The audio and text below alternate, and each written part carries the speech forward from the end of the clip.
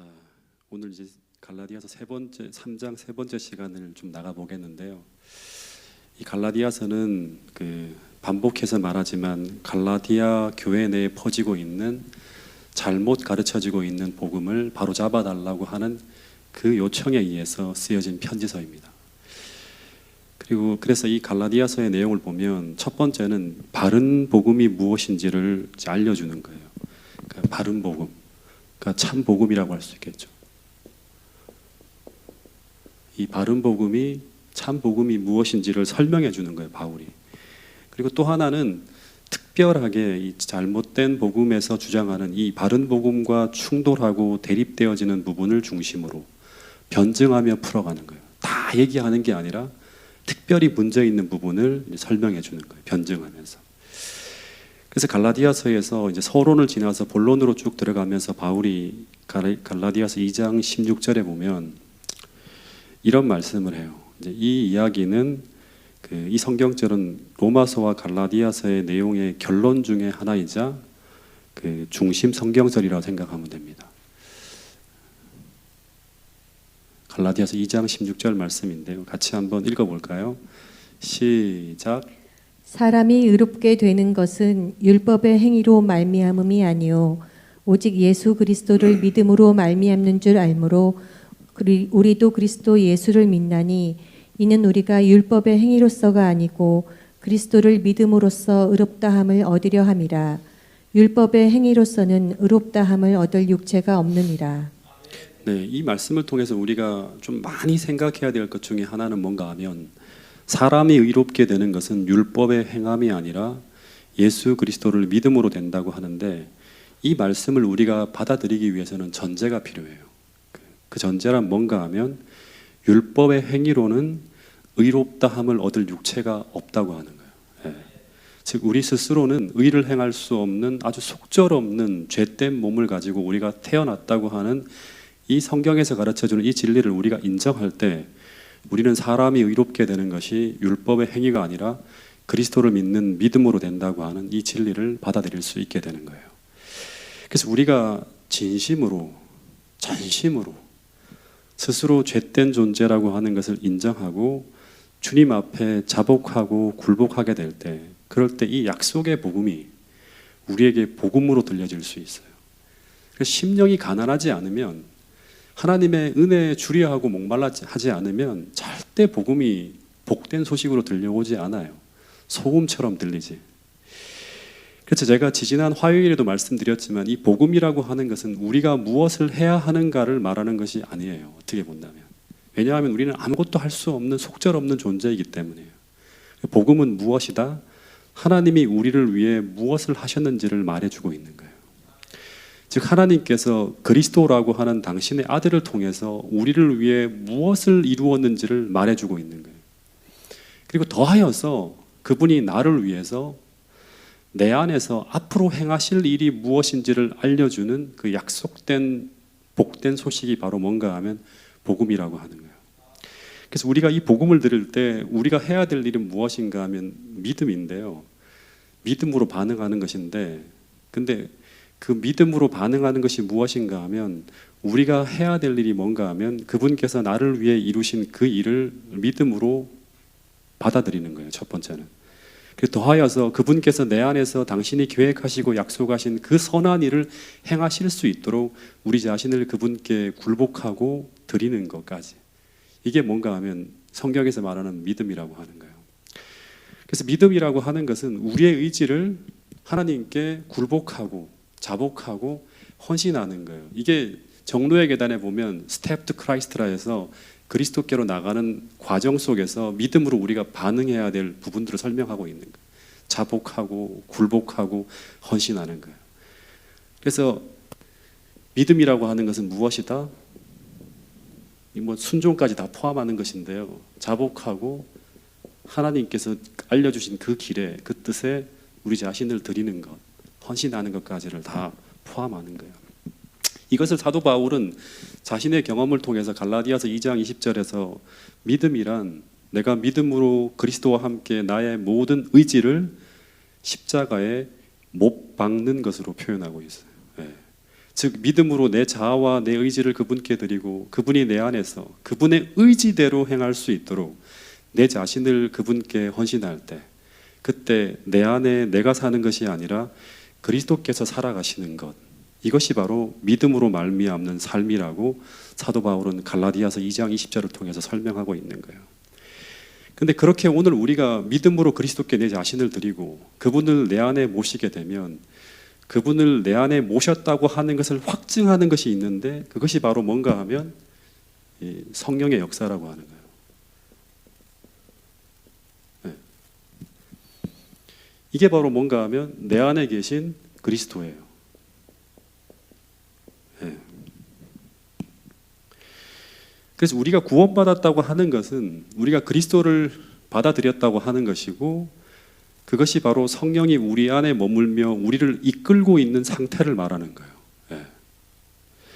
그래서 구원이라고 하는 것은 하나님께서 우리를 의롭다고 여겨주시는 것에서부터 구원이 시작되는데요. 이걸 칭의라고 하는데, 그런데 그 칭의의 증거가 왜 성령의 역사인가 하면, 의롭지 않은 곳에는요 성령 하나님이 임하실 수가 없어요. 예. 근데 우리가 그리스도의 십자가의 공로를 통해서 용서를 받고 그분을 내 안에 모셨다고 하면 그 증거가 실제적으로 나타나는데, 그것이 바로 뭐다? 이 성령 하나님의 임재라고 하는 거예요. 이게 바로 뭔가 하면 내 안에 계신 그리스도라고 하는 거예요. 사도 바울이 그토록 이야기하는. 그래서 믿음으로 말미암는 의와 성령의 역사는 함께 간다. 예. 정확한 거예요. 믿음으로 말미암는 의의 역사와 의와 성령의 역사는 함께 가는 거예요. 그래서 믿음으로 말미암아 사는 것은 성령께서 우리 안에 역사하는 삶을 살아가는 것이다. 이렇게 정의하면 돼요. 그래서 오늘 여러분들께서 매일같이 확인해야 될 게 뭔가 하면, 내 안에 그리스도께서 계신가 시험하고, 내가 오늘 성령의 의지에 이끌리고 있는가, 아니면 나의 욕망과 나의 감정이 나를 끌고 가는 그런 삶을 살아가고 있는가, 매일같이 무릎 꿇고 기도하면서 우리 자신을 확증해야 돼요. 그래서 바울이 이런 믿음으로 말미암는 삶을 살아가는 사람의 롤모델로 한 사람을 선택하는데, 그게 바로 갈라디아서 3장 6절에 우리의 믿음의 조상인 아브라함을 들어서 예를 이제 설명하고 있어요. 그래서 바울은 이 아브라함의 예를 통해서 그가 어떻게 의롭다함을 받았는지를 생각해 보라고 하는 거예요. 그리고 더하여서 그가 어떻게 믿는 자의 조상이 되었는지를 생각해 보라고 하면 쭉 설명을 해요. 그런데 이 갈라디아서에서는 이 아브라함의 생애에 대한 언급이 3장 6절 딱 한 절만 나오는데, 로마서 4장을 보면 그 이야기 전체가 이제 사도 바울이 아니라 아브라함의 믿음으로 말미암은 의의 경험에 대한 이야기를 쭉 설명해요. 근데 로마서 4장을 읽어보면 아브라함이 의롭다함을 얻게 된 그 믿음은 전체를 다 이렇게 언급해서 설명을 하면, 아브라함이 바랄 수 없는 중에도, 그러니까 불가능하다고 하는 생각을 하게 만드는 모든 상황들이 벌어진다 할지라도 믿음으로 하나님께서 자신을 위해 하신 일과, 그리고 그분이 자신을 통해 앞으로 하실 일을, 약속하신 일을 믿고 바랬다고 하는 거예요. 예. 즉 사라의 경수가 끊어지고 아브라함도 100세나 되어서 자신의 생식 능력이 불구가 된 상태 속에서도 그는 무능하고 무가치한 자신을 바라보는 것이 아니라, 아무것도 행할 수 없는 내 자신을 바라보는 것이 아니라 그 하나님의 약속을 바라보며 믿음으로 그 자신을 하나님께 온전히 의탁하고 맡겼다는 것, 이것이 바로 뭔가 하면 믿음으로 말미암는 의를 경험한 아브라함의 믿음이었어요. 근데 하나님께서 그런 믿음을 가지고 자신을 의탁한 이 아브라함이라고 하는 인생을 통해서 하나님께서는 당신께서 약속하신 그 일을 이루어 가셨는데, 근데 그 과정 속에서, 즉 이삭이 탄생되어지는 그 과정 속에서, 이삭을 탄생시키는 그 하나님의 의로운 일을 이루어가는 그 과정 속에서 아브라함이 한 일은 무엇이고 하나님이 하신 일은 무엇인가 한번 생각해 보라고 하는 거예요. 그 성령의 능력으로 죽은 태에서 아이를 탄생시키는 그 과정 속에서 아브라함이 한 일이 뭐죠? 그가 한 일은 다만 하나님의 약속을 어떻게 했어요? 끝까지 믿고 의지하고 끝까지 자신의 삶을 온전히 하나님께 의탁하고 맡기는 거예요. 그것뿐이었다고 하는 거예요. 그것을 우리는 성경적 믿음이라고 하는 거예요. 그 믿음 밖에는 그가 한 일이 없는 거예요. 그 외에 사라의 죽은 태에서 아이를 출생시키는 그 모든 일은 하나님이 하셨다고 하는 거예요. 그래서 믿음으로 말미암아 이렇게 하나님의 의로운 일이 성취되어졌다고 하는 거예요. 그 한 인생을 통해서. 여러분, 그래서 엘렌 화이트는 믿음으로 말미암은 의를 이렇게 설명하고 있어요. 제가 지난번에도 한번 다 보여드렸던 건데 2주 텀을 지나가다 보니까 이게 다 연결이 안 될 것 같아서 한 번 더 읽어보겠습니다. 목사와 복음사역자에게 보내는 권면 456페이지에 있는 글입니다. 시작. 믿음으로 말미암는 의란 그것은 인간의 영광을 티끌 속에 묻어버리고 인간이 자기 힘으로는 할 수 없는 일을 인간을 위하여 해주시는 하나님의 역사이다. 진짜 묵상해야 될 그런 내용이에요. 아브라함의 삶을 그대로 다 보여주는 거예요. 믿음으로 말미암은 의란 그것은 인간의 영광을 티끌 속에 묻어버리고 우리가 아무것도 할 수 없잖아요. 예. 인간이 자기 힘으로 할 수 없는 일을 인간을 위하여 해주시는 하나님의 역사. 죽은 태에서 사라를 탄생시키는 그 일을 하나님께서 하시는 거였죠. 이게 믿음으로 알면 의예요. 이런 삶을 살아갈 때 하나님께서 영광을 받으시는 거예요. 예. 그래서 하나님은 우리가 스스로 아무것도 할 수 없는 진토와 같은 존재라고 하는 것을 아시기 때문에 하나님은 우리가 하나님을 위해 어떤 일을 하기를 바라시는 것이 아니라 하나님이 우리 안에 들어오셔서 믿음을 통해서 우리 안에 들어오셔서 하나님의 일을 하실 수 있도록 하나님이 하나님의 일을 하실 수 있도록 우리 자신을 그분께 굴복하고 온전히 드리기를 바라신다고 하는 거예요. 그래서 믿음으로 말미암아 산다고 하는 것은 하나님의 뜻에 온전히 끝까지 굴복하고 맡기며 순종하며 나가는 것인데 근데 이게 쉬운 것일까요? 어려운 것일까요? 쉬운 것일까요? 어려운 것일까요? 쉽지 않습니다. 왜 쉽지 않은가 하면 우리 안에는 끊임없이 스스로 무엇인가를 행하려고 하는 우리의 본성적 의지가 있기 때문에 우리는 하나님을 온전히 신뢰하고 믿지 못하면 끝없이 흔들립니다. 불안하고 두렵고 해서 우리의 본성적 의지가 우리가 우리 마음대로 하려고 하는 그런 의지가 작동하는 거예요. 그래서 믿음으로 말미암아 산다고 하는 것은 끊임없이 자신의 의지를 내려놓는 과정, 이 힘을 빼는 과정이 포함되어져 있다고 하는 걸 꼭 기억해야 돼요. 힘을 빼야지만 우리는 살 수 있어요. 그리고 그 속에서 우리는 우리 안에서 하나님이 행하시는 그 하나님의 능력을 맛보면서 그 안에서 우리는 참된 평안과 안식을 경험할 수 있다고 하는 거예요. 이번에 수해가 났을 때 참 슬픈 일들이 벌어졌는데 근데 포항의 한 주차장에서 그 살아남은 한 분의 인터뷰 기사를 제가 보았어요. 근데 이분은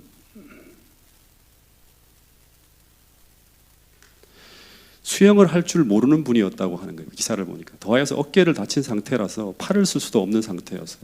근데 이분이 아들과 함께 그 지하 주차장으로 내려갔다가 갑자기 불어나는 물에 차를 포기하고 막 밖으로 나가기 위해서 필사적으로 출구를 찾아갔는데 가는 곳마다 출구가 다 이렇게 막혀 있는 거예요. 아무리 밀어도 이제 밀리지가 않아서 그 출구를 뚫고 나갈 수가 없는 거예요. 한 7-10 사람이 계속 왔다 갔다 하다가 그래서 이분이 이제는 그 물이 너무 불어나서 그 자신은 살 수 없다는 더 이상 갈 수 없다는 생각에 그 아이들은 다 보내고 자식은 보내고 이분이 그냥 힘을 빼고 물 위에 들어눕습니다. 나는 이제 포기하고 가라고 하고. 근데 이 여자분은 수영도 할 줄 모르는 분이고 더해서 어깨를 다친 상태라 그냥 죽었다는 생각으로 완전히 이제 들어눕는 거죠. 힘을 다 빼고 배영 자세로 누웠는데 이분의 이야기에 의하면 근데 그냥 떠올라서 10몇 시간 동안 그냥 떠 있다가 살아남았다고 합니다. 즉 위기의 순간에 스스로의 힘으로 살려고 하는 몸부림을 멈추고 그냥 자신의 힘을 완전히 빼고 물을 의지해서 자신의 몸을 거기에 맡겼을 때 그때 그 물의 부력이 이분을 떠오르게 했던 거예요. 마찬가지로 우리가 우리 자신을 의지해 살았던 모든 힘을 다 빼고 그분의 약속의 말씀과 성령의 의지에 온전히 우리가 맡길 수 있다면 우리는 그동안 한 번도 느끼지 못했던 그 하나님의 위대한 성령의 능력이 우리를 이끄시는 놀라운 역사를 보게 된다고 하는 거예요. 하나님께서 우리 안에서 역사하셔서 그분께서 계획하고 원하시고 소망하시는 그 선한 일을 막힘없이 거침없이 행할 수 있다고 하는 거예요. 우리가 힘만 빼기만 하면. 근데 수영을 배워보면 알겠지만 저도 대학 다닐 때 1년 동안 배웠는데요. 아직까지도 물에 못 떠요. 저는 물에 빠지면 죽어요. 왜냐 그러면 끝없이 그 강사가 얘기했던 게 뭐냐 그러면 힘을 빼라고 하는데 그게 잘 안 되는 거예요. 그래서 배영을 하면 그대로 몸부림을 치면서 그냥 하다가 물속에 꼬르륵 하는 거예요. 이 힘을 뺀다고 하는 것이 얼마나 힘든지 몰라요. 물에다 들어가기만 하면 우리는 스스로 떠오르려고 본능적으로 몸부림을 치면서 힘이 들어가요. 쉴 새 없이 우리는 허우적거리지만, 뭔가 발버둥을 치지만 그 결과는 뭔가 하면 떠오르는 것이 아니라 계속 물속으로 가라앉는 거예요. 물속으로. 그래서 이 힘을 빼면 우리가 떠오른다고 하는 것은 알지만, 그러나 우리는 평생 이 힘을 빼지 못함으로 말미암아 우리의 몸을 떠올리는 이 부력의 힘을 경험하지 못할 수도 있어요. 저 지금까지 한 번도 경험해보지 못했어요. 왜냐하면 우리가 힘을 빼기 전에는 절대로 이 물의 부력을 느끼지 못하기 때문이에요. 계속 발부둥 치다가 내려앉는 거예요. 마찬가지로 우리의 의지와 우리의 힘을 하나님께 온전히 굴복하면 우리가 성령을 경험할 수 있다고 하는 것을 수도 없이 설교로 듣고 수도 없이 배웠지만, 이론으로는 알지만, 그러나 실제 경험의 현장에서는 우리가 우리의 의지를 내려놓지 못함으로 말미암아 이 하늘로 떠오르게 하는 신비한 생명의 능력을 평생 한 번도 경험하지 못하고 살아갈 수도 있다고 하는 거예요. 왜냐하면 성령은 우리가 하나님 앞에 굴복할 때, 믿음으로 온전히 맡기고 의지하고 따라갈 때, 온전히 우리의 의지를 내려놓을 때, 그때만이 경험할 수 있는 것이라고 성경은 이야기하고 있는 것입니다.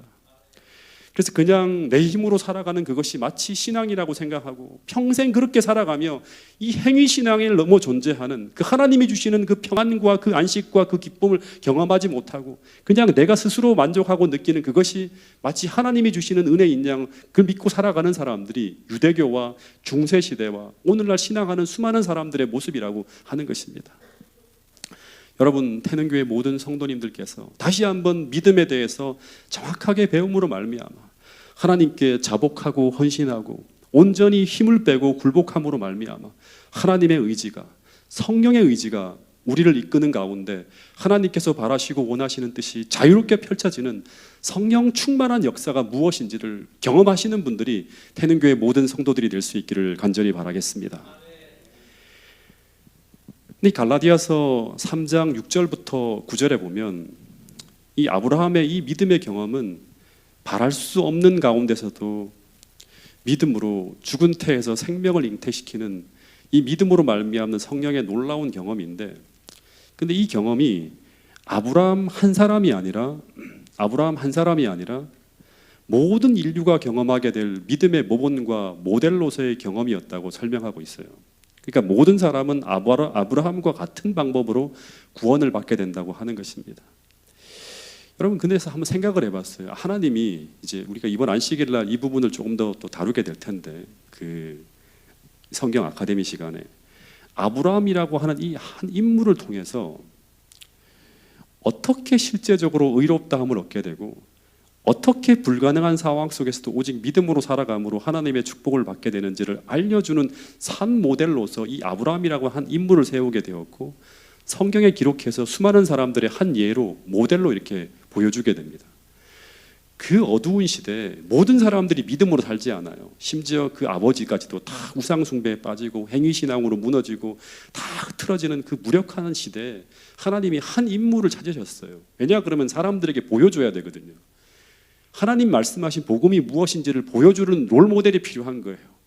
그래서 아브라함이라고 한 롤모델을 세워서 그 어두운 시대에 믿음의 모본으로서 이렇게 살아가는 것이 바로 믿음이라고 하는 거예요. 그리고 하나님은 그렇게 믿음으로 살아갈 때 어떻게 하나님께서 하실 수 있는지를 보여주는 산 롤모델이 바로 아브라함이었다고 하는 거예요. 마찬가지로 오늘 우리도 이 어두운 시대, 이 행위신앙의 지경을 넘어서 참 믿음으로 살아감으로 말미암아 하나님의 놀라운 축복과 은총을 받아 누리며 살아가는 가운데 산 믿음을 소유한 인물로 나타나 주기를 하나님은 바라시고 있다고 하는 것입니다. 그래서 하나님은 이 말세에 하나님의 아들들이 나타나기를 애타게 기다린다고 하는데, 그것은 무엇인가 하면 실제하는 믿음으로 살아감으로 말미암아 하나님을 경험하는 삶 속으로 들어가는 사람들이라고 하는 것입니다. 믿음으로 살아가는 것이 무엇인지, 성령 충만한 삶이 무엇인지, 그리고 사람들은 어떻게 변화되는지 이 모든 것을 보여주고 알려주는 그런 아브라함과 같은 인물이 절실하게 필요한 시대가 이 마지막 시대라고 하는 것입니다. 그리고 그런 교회가 이 마지막 시대에 필요하다고 하는 것입니다. 그래서 이런 아브라함과 같은 모델, 또 이 마지막 시대에 정말 하나님께서 진리를 보관할 수 있는 보관자들로 존재하는 그런 사람들이 모여서 함께 예배하는 그 교회가 태능교회 모든 성도들과 태능교회가 될 수 있기를 간절히 바라겠습니다. 그래서 이 바울은 아브라함을 예를 들면서 이런 이야기를 하고 있는데, 자, 6절부터 9절 말씀을 한번 읽어보겠습니다. 시작. 아브라함이 하나님을 믿음에 그것을 그에게 의로 정하셨다 함과 같으니라. 그런즉 믿음으로 말미암은 자들은 아브라함의 자손인 줄 알지어다. 또 하나님이 이방을 믿음으로 말미암아 의로 정하실 것을 성경이 미리 알고 먼저 아브라함에게 복음을 전하되 모든 이방인이 너로 말미암아 복을 받으리라 하였느니라.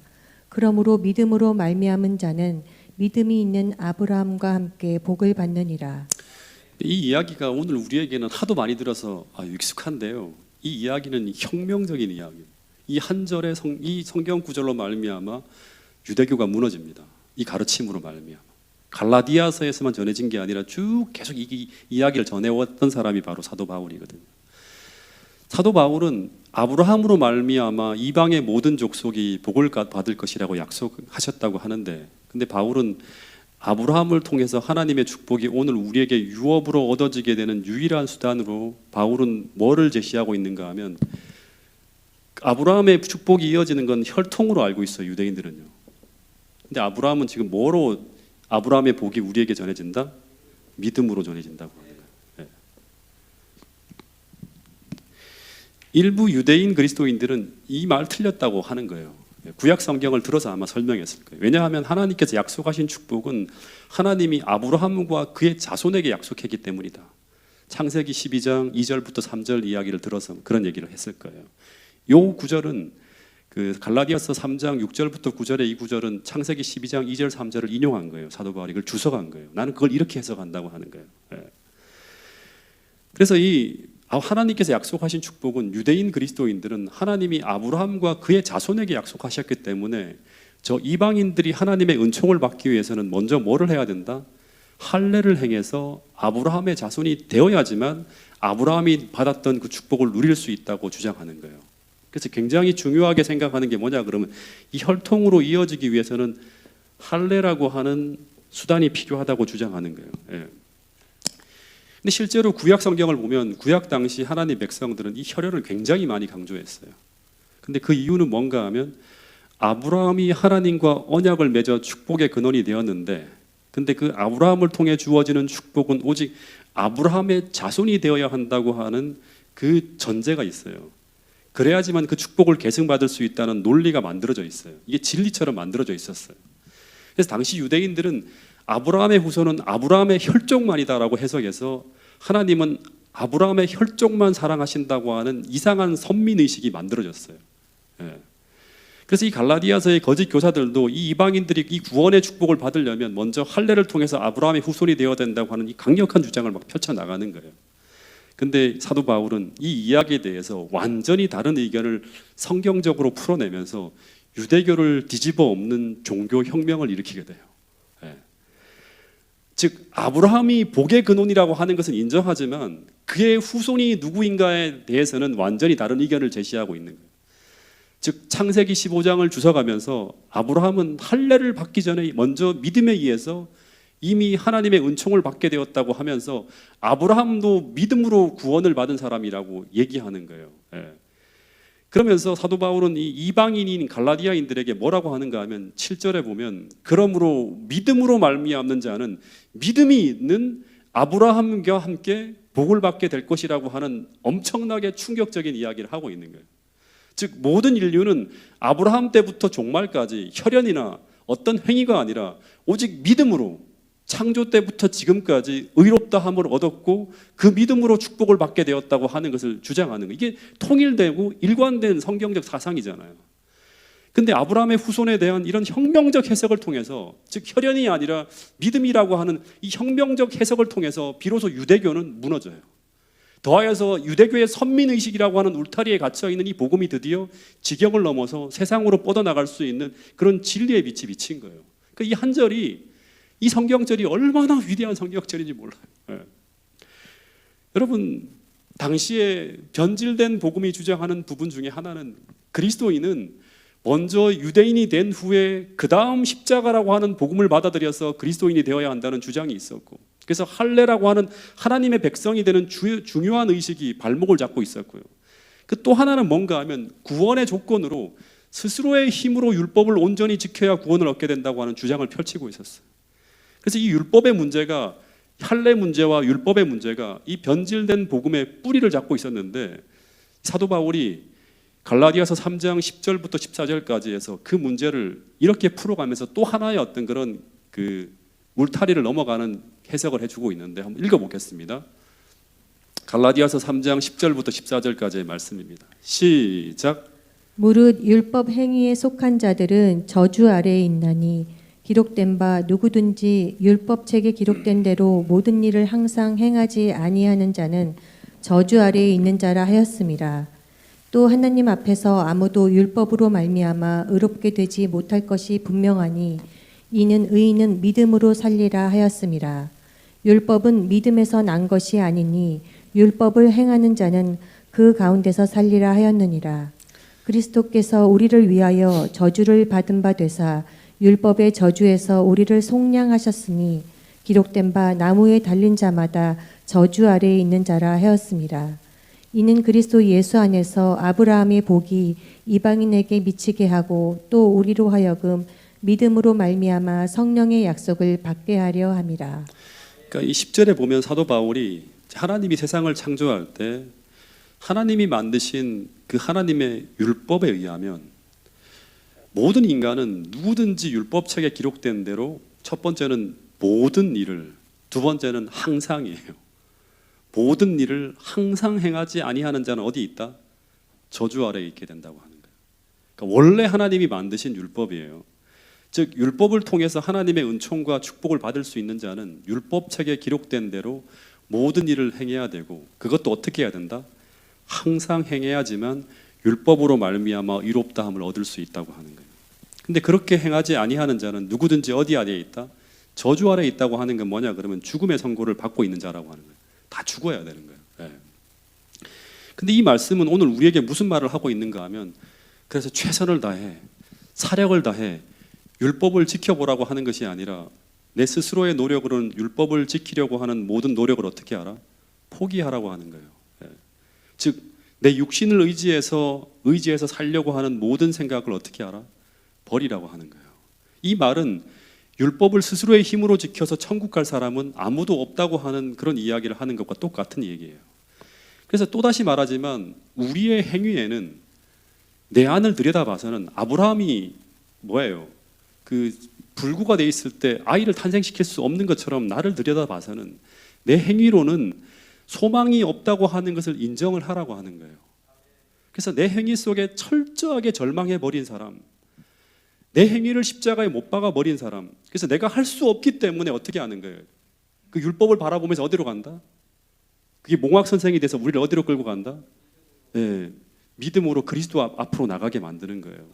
하나님 앞에 철저하게 자복하고 굴복할 수밖에 없는 자리로 이끌어가는 거예요. 그래서 그리스도를 구주와 주님으로 받아들인 사람, 즉 이제는 나의 의지가 아니라 하나님께서 저를 끌고 가주세요. 저를 어떻게 해주세요. 내 안에서 살아 역사해 주세요.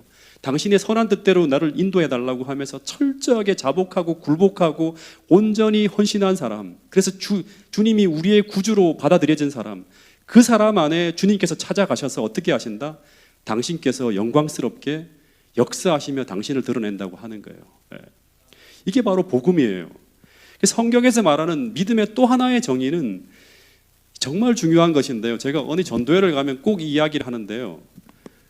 이 믿음이라고 하는 것은 뭔가 하면 하나는 맡기는 것이고요. 그러니까 의지하는 거예요. 하나님께 다 의탁하는 거예요. 또 하나는 뭔가 하면 나의 육체를 신뢰하지 않는 거예요. 나의 육체를 의지하지 않는 거예요. 그러니까 내 육체와 내 육신 속에는 선한 것이 거하지 않는다고 하는 것을 인정하는 거예요. 나의 육신에는 아무것도 기대할 것이 없기 때문에 우리가 믿음으로 예수를 의지해 살아갈 때 육신으로는 할 수 없지만 그 다음에 어떻게 되는 거예요? 로마서 8장에 보면 성령을 따라 행하는 우리에게, 온전히 자복하고 헌신할 때 성령이 역사하잖아요. 성령을 따라 행하는 우리에게 무엇의 요구가 이루어진다? 율법의 요구가 이루어지는 역사가 벌어진다고 하는 거예요. 이게 바로 성경에서 일관되게 우리에게 보여주는 하나의 패턴이에요. 하나의 공식이고, 여기서만이 죄와 사망의 법에서 아무것도 할 수 없는 내 육체와 육신에서는 할 수 없는, 여기 사망의 법의 지배를 받고 있는 우리를 어떻게 하신다? 생명의 성령의 법이 우리를 해방시키는 역사가 펼쳐진다고 하는 거예요. 그것이 바로 오순절의 역사였고 초기 그리스도인들이 경험했던 역사였다고 하는 것입니다. 이것이 바로 율법 아래가 아닌 은혜 아래 살아가는 사람들의 모습이라고 하는 거예요. 잠깐 용어를 한번 정리를 하면 이제 갈라디아서와 나중에 로마서를 공부하게 되면 계속 하나의 어떤 패턴처럼 등장하는 용어들이 있어요. 한번 물어볼게요.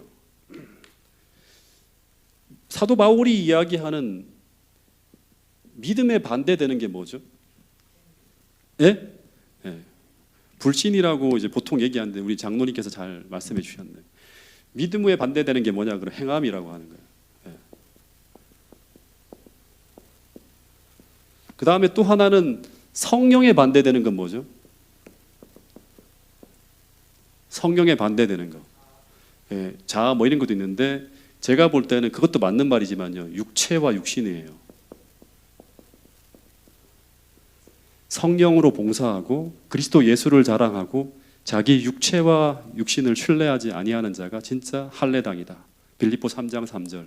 믿음으로 살아가는 사람들이에요. 그 다음에 은혜 아래라고 하는 말이 있어요. 은혜 아래. 이 반대는 뭘까요? 은혜 아래의 반대. 예, 율법 아래예요. 예. 그러니까 율법이 나쁜 게 아니에요. 율법 아래에 살아가는 삶과 은혜 아래 살아가는 사람이 정반대로 대조되어서 계속 나타나는 걸 볼 수 있어요. 그리고 이 결론과 같은 것으로 의와 생명이 있고 반대는 죄와 사망이 있는 거예요. 예. 그래서 믿음, 성령, 은혜 아래 의와 생명이라는 단어가 전부 함께 가는 용어예요. 이걸 딱 그룹핑을 하면 돼요. 믿음으로 살아가면 성령이 역사하고 이것은 하나님의 은혜가 부어지는 그 아래서 존재하는 내 위치가 되는 것이 결과가 뭐다? 내 삶에 하나님이 원하시는 의와 영원한 생명이 마지막 결론으로 우리에게 지어지는 거예요. 반대로 믿음으로 살지 않고 자기 자신의 어떤 행함을 의지해 살아가게 되면 이제 그거는 성령의 역사가 아니라 내 힘으로 사는 거예요. 내 지혜와 내 방법과 내 육신의 지혜로 살아가는 것이고 그 삶 속에서는 하나님의 은혜가 역사하지 않아요. 율법도 내 힘으로 지키려고 하니까 하나의 기쁨도 없는 거예요. 그 끝이 뭔가 하면 고통과 죄와 사망에서 벗어나지 못하는 거예요. 여기서 해방되지 못하는 거예요. 자유가 없는 거예요. 그래서 율법 아래에 다시금 매여있던 갈라디아 교인들이 믿음으로 시작했다가 성령으로 시작했다가 이제 육체로 마치려 하고 율법에 매이게 되어서 그 끝이 뭔가 하면 교회의 끝이 하나의 하나님이 주시는 은혜와 생명과 그게 없이 죄와 사망의 그 법칙에 다시금 포로가 되어서 자유를 잃어버린 상태가 바로 뭔가 하면 갈라디아 교인들의 상황이었다고 하는 것입니다. 그래서 11절에 보면 지금까지 이야기의 하나의 결론은 뭔가 하면 11절에 보면 아무도 율법으로 말미암아 의롭게 되지 못할 것이 분명하기 때문에 그렇기 때문에 의인은 믿음으로, 믿음이라고 하는 건 뭐냐면 그리스도를 내 안에 모시는 거예요. 그냥 무엇을 지성적으로 믿는 게 아니라 믿음을 통해서 그리스도께서 너희들의 마음속에 거하게 하시옵고 하잖아요. 믿음으로 그리스도를 내 안에 모심으로 말미암아 산다고 하는 거예요. 성령을 의지해 산다고 하는 거예요. 하나님의 은혜 아래 산다고 하는 거예요. 그 결과 영원한 생명을 누릴 것을 확신하며 산다고 하는 거예요. 여러분, 손과 발을 전혀 쓰지 못하는 불구자에게 수영을 해서 한강을 건너가면 산다고 하는 게 복음이 될까요? 복음이 안 되죠. 그래서 바울은 하나님께서 우리에게 제시해 주신 복음을 새롭게 정의하고 있어요. 당시 유대인들이 전부 다 이 율법 아래 매여서 행할 수 없는 곳에서 허덕이고 있는 사람들에게 어떻게 우리가 율법을 지키며 의와 자유와 생명의 어떤 그런 이 복음을 경험할 수 있는지를 다시금 복음을 새롭게 정의하면서 가르쳐주고 있는 거예요. 여러분, 복음은 그리스도께서 우리를 위해 행하신 일이 무엇인지를 이야기하고 있는 거예요. 복음은 그분이 나를 위해 나무에 달려 돌아가심으로 말미암아 율법의 저주에서 우리를 속량하셨다고 하는 게 복음이에요. 그리고 그분이 지금도 살아계셔서 우리가 믿음으로 그분을 받아들일 때 그분께서 우리 안에 성령을 통해 역사하심으로 우리로 그리스도를 경험하게 하고 체험하게 하는 것이 바로 복음의 목적이라고 하는 것입니다. 그게 13절 14절의 이야기예요. 그래서 오늘 이 저녁 수천 년 전에 하나의 전설처럼 이 경험되어졌던 이 아브라함이 누렸던 그 축복을 다시금 2000년이 지난 그 당시에 초기 교회 성도들이 다시금 누리게 하는 것이 바로 바울이 전한 복음이었다고 하는 거예요. 오늘 이 저녁 우리 모두도 아브라함이 소유했던 그 믿음을 우리가 소유함으로 말미암아 아브라함을 통해서 우리에게 전해주고자 했던 그 축복을 우리가 받아 누리고요, 축복의 통로로 살아감으로 말미암아 이 마지막 시대 그리스도가 없어 정말 소망을 잃어버리고 절망 중에 살아가는 그 사람들에게 영원한 복음을 전할 수 있는 태능교회 모든 성도들이 될 수 있기를 간절히 바라겠습니다. 다시 한번 우리가 믿음으로 사는 것이 무엇인지를 우리가 깨닫고요, 그 경험 속으로 들어가기 위해서 오늘 우리가 배우고 익혔던 그 하나하나를 여러분들의 삶 속에 적용함으로 말미암아 사도 바울이 그토록 그 가르쳐주고 싶어 했던 이 자유의 복음을 경험하는 저와 태능교회 모든 성도들이 될 수 있기를 간절히 바라면서 오늘 말씀을 마치도록 하겠습니다.